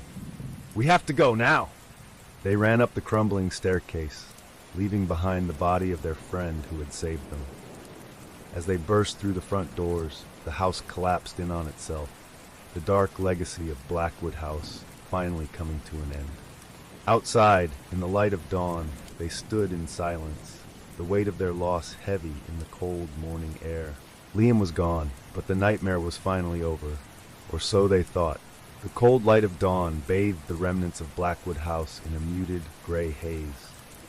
The once imposing mansion was now reduced to a pile of broken stone, shattered wood, and twisted metal. A thick mist still clung to the surrounding forest, as if the house's dark presence had seeped into the very land itself. Emma, Sarah, and Dylan stood on the overgrown lawn, their faces pale and streaked with tears. Their breaths formed clouds in the frigid morning air, but none of them seemed to notice. The only thing they could focus on was the reality of what had just happened. Their friend, Liam, was gone. He did it, Sarah said, her voice barely more than a whisper. She was trembling, both from the cold and the aftershock of what they had just experienced. He actually did it. Dylan nodded slowly, his face expressionless. Yeah, he saved us. But there was no relief in his voice, only a hollow numbness that seemed to echo in the stillness around them. Emma stood apart from the others, her hands clenched into fists. She stared at the ruins of the house, her eyes red from crying. Liam shouldn't have died, she said through gritted teeth. We should have found another way. We were too slow, too scared. There was no other way, Dylan replied, his tone somber but resolute. The entity needed a willing sacrifice to destroy the heart. Liam knew that. He made his choice. Emma turned on him, her eyes blazing. How can you just accept that? He's gone, Dylan. He sacrificed himself, and we just stood there and let him. Sarah stepped between them, tears streaming down her face. Stop it, both of you. This is what the house wanted to break us, to make us turn on each other. She choked back a sob. Liam wouldn't want this. Dylan looked down, unable to meet Emma's furious gaze. You're right, he muttered. I'm sorry, Emma. I don't know what to feel anymore. The group fell into a heavy silence, the morning light gradually brightening as the sun rose higher. But even as the light grew, it did nothing to lift the weight of the darkness that still clung to their hearts. After a long, painful pause, Dylan finally spoke up. We should go, he said, his voice hollow. There's nothing left for us here. We should get back to town, figure out how to explain all of this. Emma and Sarah nodded reluctantly, turning to leave the ruins behind. But just as they were about to walk away, something strange caught Dylan's eye. Amidst the debris of the house, partially buried under rubble, was the journal, the same journal that had guided them through their nightmare. No way, Dylan whispered, his heart skipping a beat. That should have been destroyed with the house. He picked his way through the rubble, ignoring the protests of Emma and Sarah. He reached down and pulled the journal free from the debris. It was worn, the leather cover scorched and cracked, but otherwise intact. What the hell? Sarah muttered, staring at the journal in disbelief. How did it survive? Dylan flipped it open, his hands trembling. The pages were still legible, though they smelled faintly of smoke. But as he flipped to the final entry, he noticed something that made his blood run cold. The entry that Liam had read, the one that had guided him to sacrifice himself, was different now. A sacrifice was made, but the house is never truly satisfied. It is bound, not destroyed, and it waits, hungry for another soul to take its place. Dylan's hands shook as he read the final line aloud. Emma's face went pale, and Sarah let out a choked sob.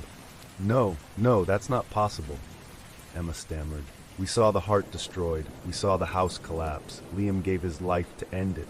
But even as she spoke, a cold breeze swept through the ruins, carrying with it a faint, all too familiar whisper.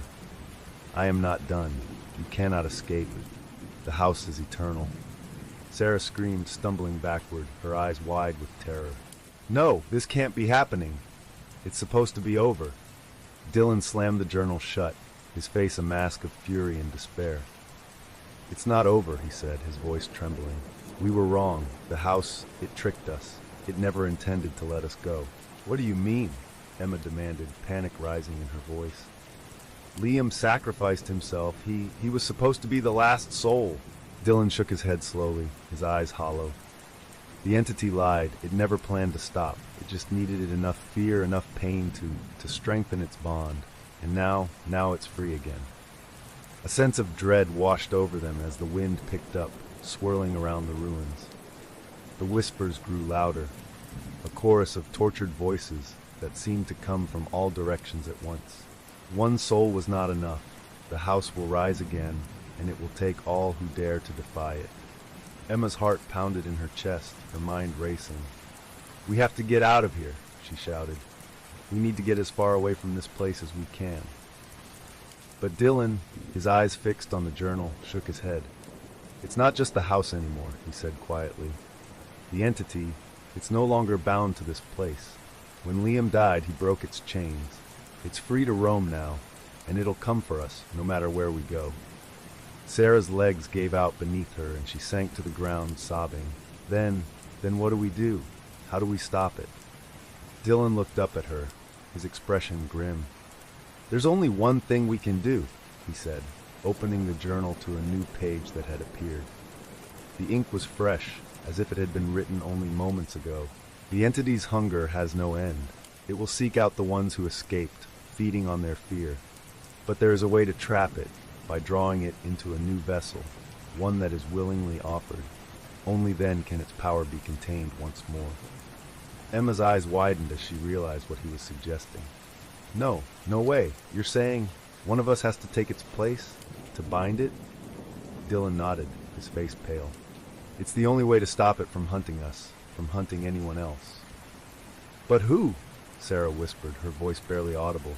"Who's going to—" Before she could finish, the wind howled, and the ground beneath them began to tremble. The entity was coming for them, furious that they had escaped its grasp. "Decide quickly," Dylan urged, his eyes darting around the ruins. "If we don't, it'll take us all." As the ground shook and the whispers grew into a deafening roar, the three survivors realized they had to make an impossible choice, one that would cost one of them their life. And in the shadows of the crumbling ruins, the entity watched, waiting hungrily for its next victim. The ground trembled beneath their feet, the air filled with the guttural whispers of the entity, now unbound from its prison. The ruins of Blackwood House seemed to come alive around them, shifting and groaning, as if the very earth beneath them were being twisted by dark forces. Emma, Sarah, and Dylan huddled together, their faces pale, their breaths coming in short gasps as they realized the grim truth. They were out of time. Dylan clutched the journal to his chest, his hands trembling as he flipped through its pages. Fresh ink now bled through the old parchment, written by a hand that was not his own, detailing the grim instructions for the ritual to bind the entity once more. The words seemed to pulse with a malevolent energy, as if the journal itself was alive. "Someone has to become the new vessel," Dylan whispered, his voice cracking under the weight of what he was saying. "The entity's power, it needs a soul to anchor it. If we don't act now, it'll tear through us all, and then move on to anyone it can find." Sarah's face was streaked with tears, her eyes wide with terror. I can't do it, Dylan. Please don't make me." She clutched her hands to her chest, as if trying to shield her heart from the terrible reality of their situation. Emma turned to Dylan, her eyes blazing with a mixture of anger and desperation.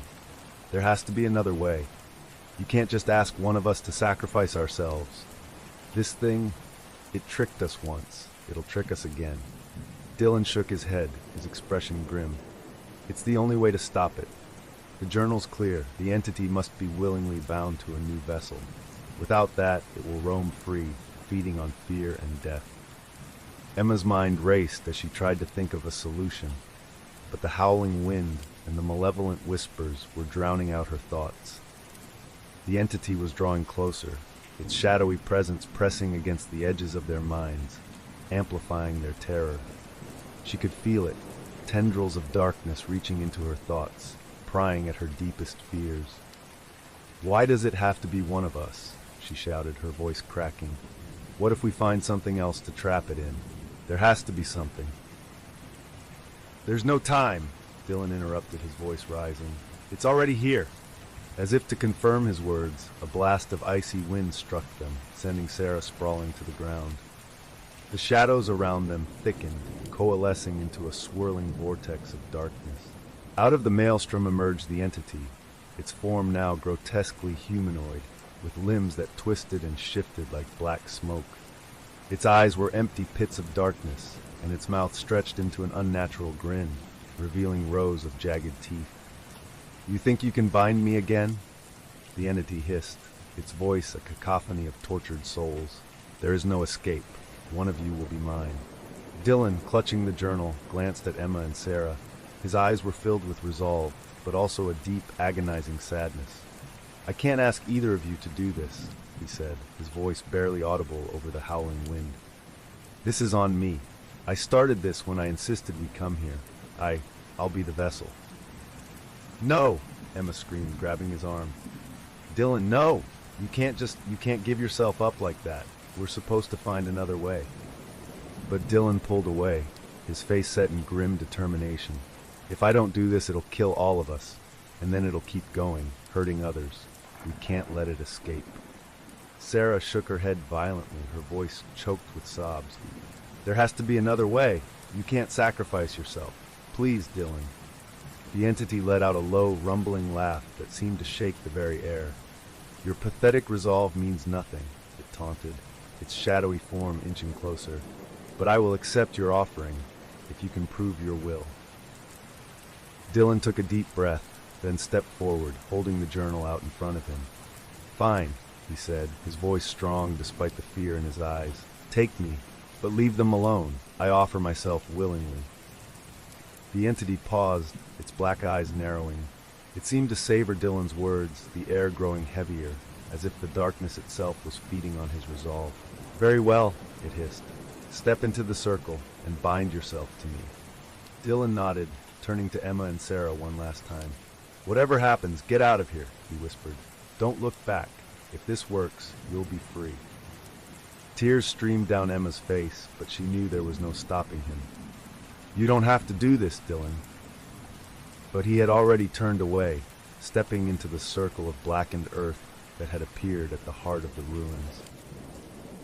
The moment his foot crossed the line, the ground beneath him seemed to ignite with dark flames, swirling around him in a maelstrom of shadows.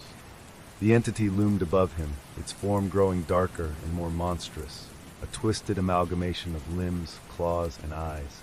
"Repeat after me," the entity whispered, its voice now a seductive murmur. "Bind yourself to me and become my vessel forever." Dylan's voice trembled as he began to chant the incantation written in the journal, his words barely audible over the roaring wind. As he spoke, the shadows around him thickened, coiling around his body like a nest of serpents. Pain etched itself across his face, but he continued, his voice growing stronger with each word. But suddenly, Emma's eyes widened as she noticed something in the journal's margins, a line she hadn't seen before, written in what looked like fresh blood. "The entity can be deceived. If it believes it has won, it can be banished. The vessel must pretend to submit, then sever the bond at the final moment with a willing heart and the blood of a friend." Emma's mind raced. "Dylan, stop!" she screamed. "It's a trick. You can sever it at the last moment. You just need..." But it was too late. Dylan was already finishing the chant. His eyes glazed over as the entity's shadows consumed him. The ground beneath him cracked open, revealing a pit of darkness that seemed to go on forever. Emma, acting on pure instinct, grabbed a shard of broken glass from the ground and slashed her own palm. Blood dripped onto the earth as she ran toward Dylan, her voice filled with desperation.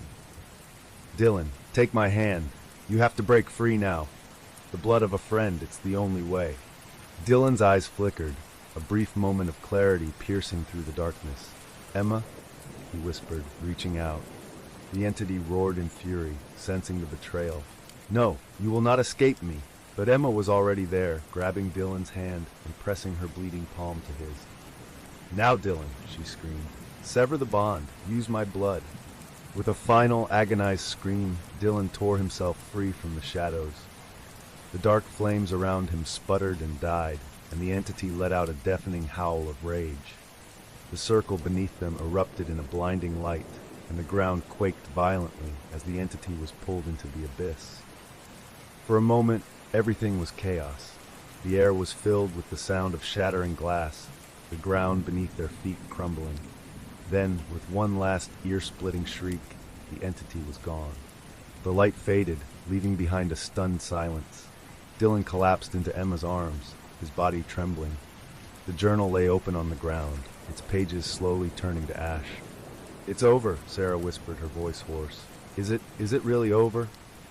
But Dylan, still shaking, looked at Emma, his eyes filled with sorrow. "No, it's only bound. The house is gone, but the entity it's still trapped, and now it's bound to me." The ground beneath them was silent, but the air was thick with a lingering darkness. They had bought themselves time, but they all knew the end. The sun was beginning to rise, casting weak rays of light through the lingering mist. Emma, Sarah, and Dylan stood in the ruins of Blackwood House, their breaths misting in the cold air. The once oppressive darkness seemed to have lifted, but a sense of dread still clung to them like a shadow that refused to be shaken off. The journal lay in ashes, its final pages disintegrating into the wind. Dylan was leaning against a toppled pillar, his face pale and drawn.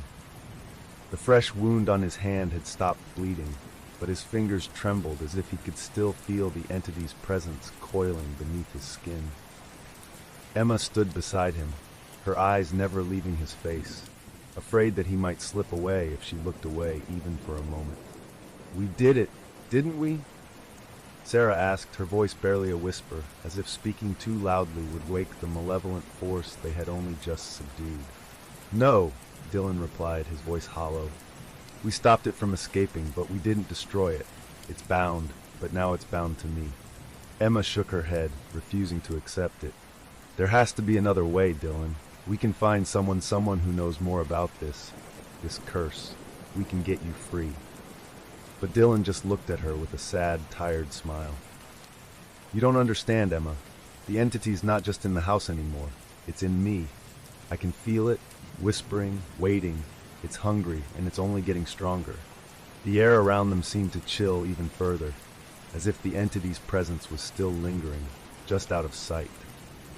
The house might have crumbled, but the malevolent force that had once haunted its halls was not gone. It had simply changed its prison. "Then, we have to leave," Sarah said, her voice shaking. "If it's bound to you, Dylan, maybe we can, I don't know, take you somewhere safe, somewhere far away." Dylan pushed himself to his feet, shaking his head slowly. "It's not that simple. The entity feeds on fear, on pain. If I go with you, it'll feed on your fear too. It'll get stronger. Eventually, it'll break free." Emma's eyes filled with tears, and she took a step toward him. "No, we can't just leave you. There has to be a way. Please, Dylan, we're not going to abandon you." But Dylan's gaze was distant, haunted. He had felt the entity burrowing into his mind, had heard its promises, its threats. It was like a parasite, feeding off his soul, twisting his thoughts. He knew that as long as he was with them, it would never stop trying to break free. "Listen," he said, his voice calm but firm. "There's only one way to end this. I can't stay with you. I have to go, far away, somewhere remote, somewhere where it won't have anyone else to feed on." He looked at them, his eyes filled with a deep, aching sadness. "You have to let me go." "No, Dylan, we can't," Emma pleaded, her voice breaking. "There's got to be another way. We'll find it together, just like we always have." Dylan shook his head again. "I don't have time," he whispered, glancing down at his hand. The mark, the same one that had appeared on Marcus and then on Liam, was now visible on his wrist, spreading slowly like a creeping infection. "The entity is getting stronger. If I stay, it'll find a way to use me, to hurt more people. I won't let it do that." Sarah sobbed, covering her mouth with her hands. "There has to be something in the journal or some other ritual."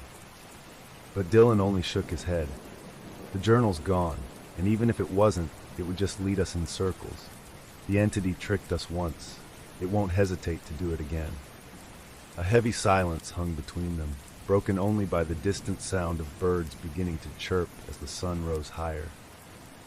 For a moment the world seemed almost normal again, as if the nightmare they had just endured was nothing more than a bad dream. But the mark on Dylan's wrist was a stark reminder that the nightmare was not over. It was merely beginning to take on a new form. "Where will you go?" Emma asked, her voice barely audible. "I don't know," Dylan replied. "Somewhere remote, a place where no one else can be hurt. I'll figure out a way to contain it. Maybe I can hold it off long enough to find a real solution." Emma's tears flowed freely now, but she nodded, knowing in her heart that this was the only way. "Promise me," she said, her voice trembling. "Promise me you'll keep fighting. Don't let it win, Dylan." He looked at her, his eyes filled with a mix of gratitude and sorrow. "I promise," he whispered, though even he didn't know if he could keep that promise. Sarah stepped forward, her face streaked with tears. "We won't stop looking for a way to help you, Dylan. We'll find something, anything, to get you free." Dylan nodded, his throat too tight to speak. He pulled Sarah into a tight hug, then turned to Emma, who threw her arms around him, clinging to him, as if she could somehow hold him back from the darkness that was threatening to consume him. "I have to go," he said softly, pulling away. "The longer I stay, the harder it'll be for me to leave." Emma nodded, her heart breaking as she watched him turn away. "We won't forget you," she whispered. "We'll find you when it's safe." Without another word, Dylan began to walk away, disappearing into the dense woods that surrounded the ruins of Blackwood House. The shadows seemed to part for him, as if acknowledging that he was now one of them. Emma and Sarah stood there, watching until he was gone, their hearts heavy with grief and fear. The sun was fully up now, casting long shadows across the ground. But even in the light of day, the air was filled with a sense of foreboding. The entity was still out there, lurking in the darkness that had taken root in Dylan's soul. Sarah turned to Emma, her voice trembling. "What do we do now?" Emma took a deep breath, wiping her tears away with the back of her hand. "We go back," she said with a steely resolve. "We find whatever information we can about Blackwood, about the entity, about every ritual ever written. We won't stop until we figure out how to save Dylan." "But what if we're too late?" Sarah asked, her voice barely more than a whisper. Emma looked into the distance where Dylan had disappeared. "Then we'll make sure that if he can't come back, we'll finish what he started. We'll destroy that thing for good." The two of them turned and began the long walk back to town, leaving the ruins of Blackwood House behind. But the shadows were never far from their minds. And deep in the woods, Dylan could already feel the entity stirring, whispering promises of power, freedom, and hunger. As the mist swallowed him whole, he whispered to himself, "I won't let it win. I can't." But even he wasn't sure how long he could hold out. Because the entity was patient, and it was always hungry, and it knew that sooner or later everyone breaks.